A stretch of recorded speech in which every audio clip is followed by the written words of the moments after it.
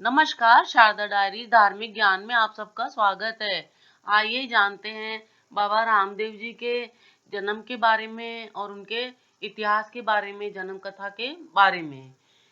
बाबा रामदेव जी का जन्म विद्वानों की मान्यता के अनुसार बाड़मेर जिले में हुआ था और उन्होंने पोखरण जिले के रुणीचा में जीवित समाधि ले ली थी। इनके पिता का नाम अजमल जी तथा माता का नाम मेणादे, पत्नी का नाम नेतलदे और गुरु का नाम बालीनाथ था तथा घोड़े का नाम लीला घोड़ा था। इन्हें लीराला असवार भी कहा जाता है। रामदेव जी का इतिहास।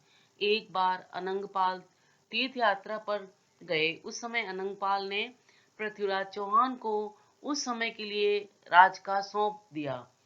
जब वे तीर्थ यात्रा से लौटकर आए तो उन्होंने पृथ्वीराज चौहान से अपना राज्य वापस मांगा, तो पृथ्वीराज चौहान ने उन्हें राज्य सौंपने से इनकार कर दिया। अनंगपाल और उनके समर्थक इससे बहुत दुखी हुए और वे जैसलमेर की शिव तहसील में जा बसे। अनंगपाल के वंशजों में ही अजमल व मेणादे थे। अजमल जी निसंतान थे, पर वे कृष्ण के बहुत बड़े भक्त थे। एक बार कुछ किसान खेत में बीज बोने जा रहे थे, तभी उन्हें सामने अजमल जी रास्ते में मिल गए। किसानों ने निसंतान अजमल जी को शकुन खराब होने का कहकर ताना मारा। इस पर दुखी होकर अजमल जी ने भगवान श्री कृष्ण के मंदिर में जाकर अपनी व्यथा बताई और बहुत दुखी हुए। और उनके पश्चात भगवान श्री कृष्ण जी की कृपा से अजमल जी के घर में बाबा रामदेव जी का जन्म हुआ और उनके चमत्कारों ने उन्हें देवतुल्य माना। बाबा रामदेव जी ने लोगों को एकता व भाईचारे को बढ़ाकर शांति से रहने की शिक्षा दी। वे पोखरण के शासक भी रहे, लेकिन उन्होंने कभी भी राजा बनकर नहीं, बल्कि एक जन सेवक बनकर गरीबों की, दलितों की, असाध्य रोगग्रस्त रोगियों व जरूरतमंदों की सेवा भी की। उन्होंने विदेशी आक्रमणकारियों से लोहा भी लिया। रामदेव जी ने एक दलित कन्या डालीबाई, जो उन्हें एक मंदिर के पास पेड़ के नीचे मिली थी, उसे उन्होंने अपनी बेटी की तरह रखकर पालन पोषण किया और समाज को ये संदेश भी दिया कि कोई छोटा बड़ा नहीं होता है, सभी समान होता है।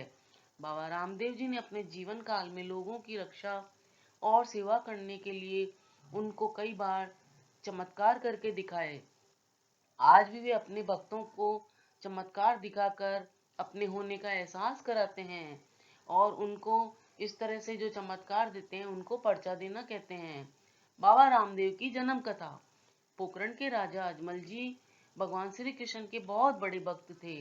अजमल जी निसंतान थे, परंतु अपनी प्रजा को ही अपनी संतान समझते थे और प्रेम प्यार से उनका ध्यान रखते थे।